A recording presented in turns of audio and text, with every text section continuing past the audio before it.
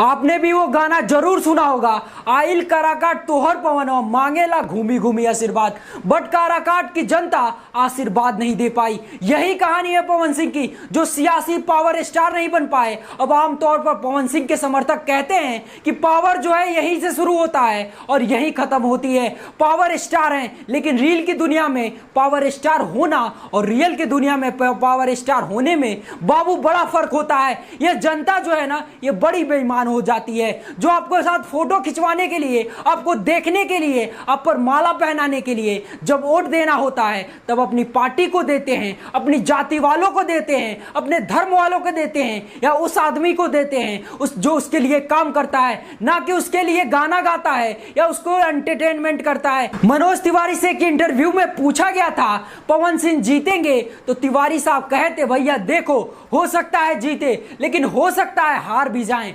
तो कहे कि जब हम गोरखपुर से लड़े थे तो हम जानते थे हमारे पीछे लोग झाड़ फूट के पड़ गए, हमको लगता था कि हमसे बड़ा कोई सुपरस्टार नहीं है, लेकिन इस साला जब दबा के वोट पाए तो हम जैसे तैसे जमानत बचा पाए। पवन सिंह के साथ भी यही कहानी हुई।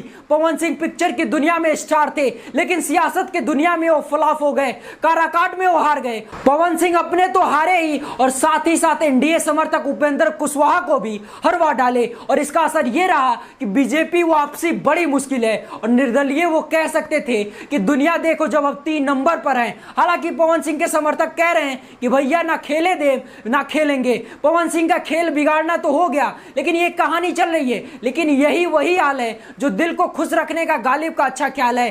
बाकी कुछ बोले पवन सिंह ने उपेंद्र कुशवाहा के साथ, काराकाट ना खुद जीते ना उन्हें जीतने दिए और खेल बिगाड़े, लेकिन इसका फायदा लेफ्ट पार्टी के नेता को हुआ जो बैठे बैठाए चुनाव जीत गए। क्योंकि पवन सिंह और उपेंद्र कुशवाहा को वोट जो मिलाते तो शायद कहानी कुछ अलग हो जाती। काराकाट लोकसभा की सीट के नतीजे कई लोगों को चौंकाने वाले हैं। एनडीए के उम्मीदवार उपेंद्र कुशवाहा जो रहे वो 3 नंबर पर हैं। भोजपुरी के power star Pawan Singh 2 number पर रहे, 2 लाख के ऊपर वोट पाए, लेकिन शुरुआती में वो आगे चल रहे थे, धीरे धीरे गिरते आगे बढ़े और बाद में घबराए और मामला उपेंद्र सिंह कुशवाहा भी हार गए। दोनों मिलकर चुनाव अगर हारे, अगर इन दोनों में से कोई एक आदमी लड़ा होता या पवन सिंह बीजेपी से होते तो शायद कहानी जो है वो पलट जाती। भोजपुरी पवन स्टार भाजपा के टिकट पर बिहार से किसी भी सीट से चुनाव लड़ जाते तो उनकी पहली पसंद जो थी वो आरा लोकसभा की सीट थी। हालांकि आरा के केंद्रीय मंत्री आरके सिंह की मजबूती दावादारी के चलते उनका टिकट नहीं हो पाया। फिर भाजपा ने उन्हें बिहार की बजाय पश्चिम बंगाल भेजा, वहां से आसनसोल सीट से टिकट दिया गया, लेकिन लोकल नेता न होने को लेकर उनका विरोध शुरू हुआ। इसी के चलते पवन सिंह ने टिकट लौटा दिया और इसके बाद पवन सिंह ने काराकाट लोकसभा सीट से निर्दलीय नामांकन भरा और पूरे चुनाव के दौरान